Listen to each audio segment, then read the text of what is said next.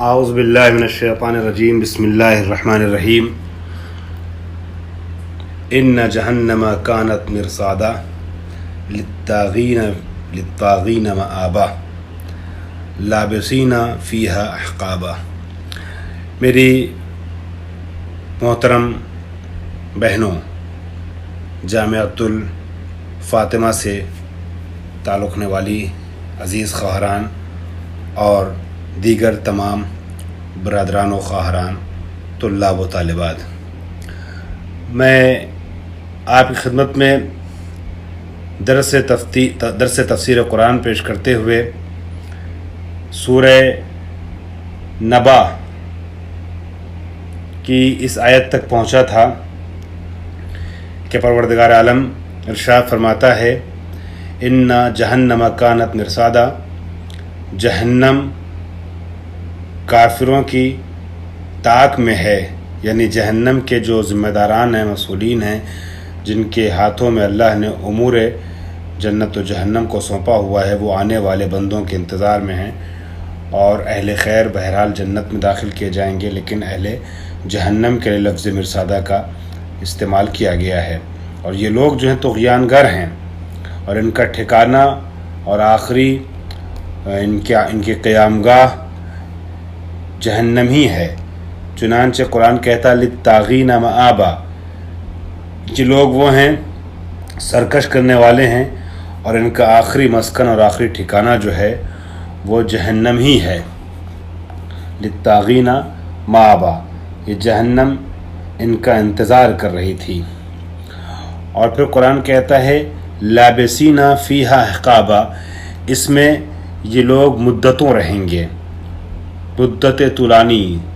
احقاب حق کی جمع ہے، اور اس کو یہاں پر مدت کے اور زمانے کے معنی میں لیا گیا ہے۔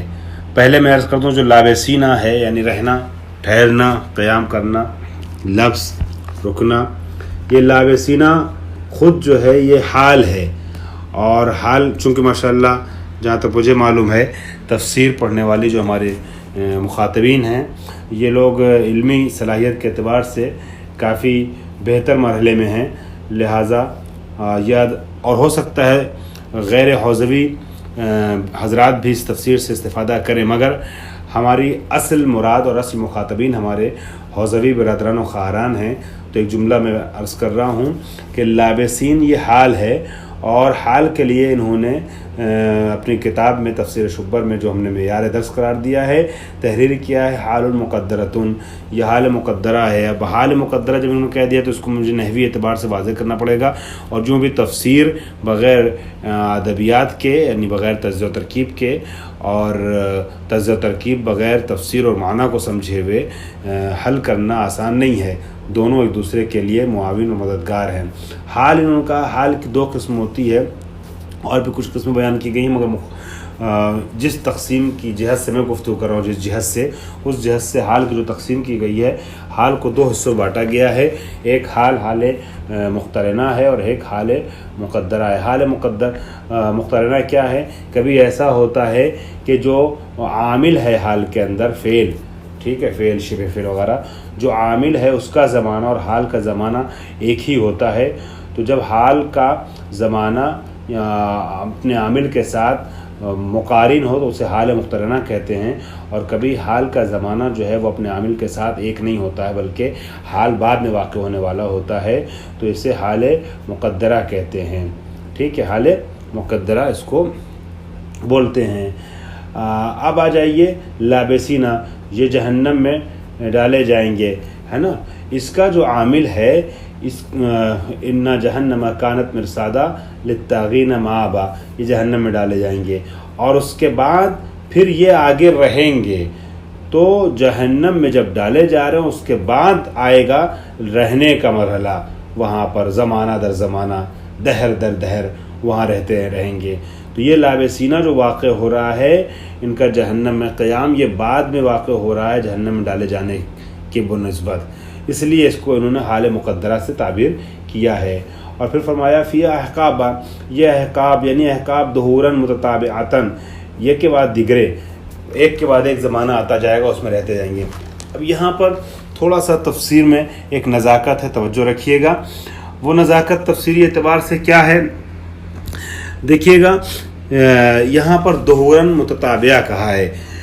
اب یا تو زمانہ پس یہ کے بعد دیگری اور ایک لمبی مدت، جیسا کہ بہت سے مفسرین نے ترجمہ کیا ہے، مترجمین نے، بہت مدت تک رہیں گے، زمانے دراز تک، عرصہ دراز تک رہیں گے.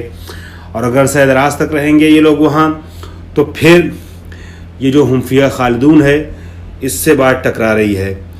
تو دو میں سے ایک صورت باندھنی پڑے گی، ہے نا. یا ہمیشہ رہنے والے ہم فیہا خالدون، اگر اس کا حل کرنا ہے تو کہیں گے، اور اس کے ساتھ اس آیت کو جمع کرنا ہے تو یہ کہیں گے کہ احقاب سے مراد یہ ہے کہ ظہوراً متتابعتاً لا تتناہا، ایک کے بعد ایک زمانہ آتا چلا جائے گا اور یہ زمانہ ختم نہیں ہوگا.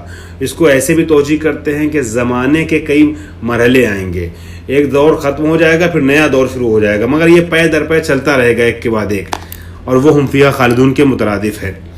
دوسری دلیل جو ہے وہ یہ ہے کہ ٹھیک ہے کہ ہم فیہا خالدون وہاں ہے دوسری جگہوں پہ آیات میں، یہاں خالدون نہیں ہے، یہاں لمبی مدت تک ہے، بڑی مدت تک ہے. تو یہ بھی صحیح ہے. کیوں؟ اس لیے کہ چھٹے امام فرماتے ہیں وعن الباقر علیہ السلام انہا فی الذین یخرجون من النار، یہ آیت ان لوگوں کے لیے ہے کہ جو جہنم سے نکال دیے جائیں گے. چونکہ آپ جانتے ہیں ہماری روایت میں آیا ہے کہ جہنم میں جانے والے دو طریقے کے ہوں گے. بعض وہ ہوں گے کہ جو ایک عرصے تک رہیں گے جہنم میں، اپنے گناہ کی سزا کاٹ لیں گے، پھر واپس جنت میں ڈال دیے جائیں گے. اور بعض ایسے مجرم ہیں کہ جو ہمیشہ جہنم میں رہیں گے، اور ان کے لیے ہم فیہا خالدون کا لفظ آیا ہے. تو یہ پہلی قسم جو ہے گنہگاروں کی کہ جو جہنم میں ڈالے تو جائیں گے لیکن فیہا خالدون کا مصداق نہیں ہے، ان کے لیے یہ ہے فیہا عقابا لا یذوقون فیہا بردم ولا شرابا. ٹھیک ہے. برد سے مراد روحا من حر النار او نومن، یہ حقیقت حرارت آگ کی جو گرمی ہے اس کی وجہ سے، حقیقت حر نار سے اتنا زیادہ کھولتے رہیں گے کہ یہ لوگ جو ہے وہاں ٹھنڈک کا احساس ہی نہیں کر پائیں گے.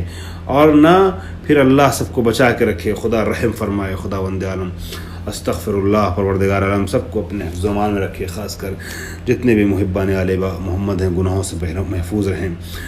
بہت سخت عذاب ہے. ولا شرابا، اور نہ ان کو وہاں پینے کے لیے کچھ ملے گا. ما یسکنو عطشہم، ایسی چیز کہ جو ان کی آتش کو بجھا سکے، تسکین دے سکے، نہیں، ایسی کوئی وہاں پر لیکوڈ چیز نہیں ملے گی. اگر ملے گا بھی تو کیا ملے گا؟ الا یعنی لیکن، اگر ملے گا تو کیا ملے گا؟ حمیمن یعنی ماء شدید الحر وغساقا ما یغسق اے یسیل من صدیدہم. اللہ اکبر.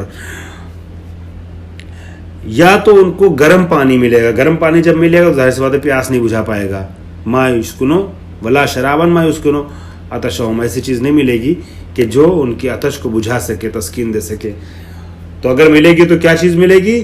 حمیمن، یا کھولتا ہوا پانی ملے گا، اور یا ترجمہ مجھے کرنا ہے، میں مجبور ہوں، وغساقن یعنی بدن سے بہتی ہوئی پیپ، خون اور مواد، اس طرح کے جو پانی، استغفر اللہ، ان سب چیزوں کو ان جہنم کے لوگوں کو دیا جائے گا. اگر ان کو پینا ہو تو ان کو پینے کے لیے پانی نہیں ملے گا ٹھنڈا، سکون والی چیزیں نہیں ملیں گی، تسکین دینے والی چیزیں نہیں ملیں گی.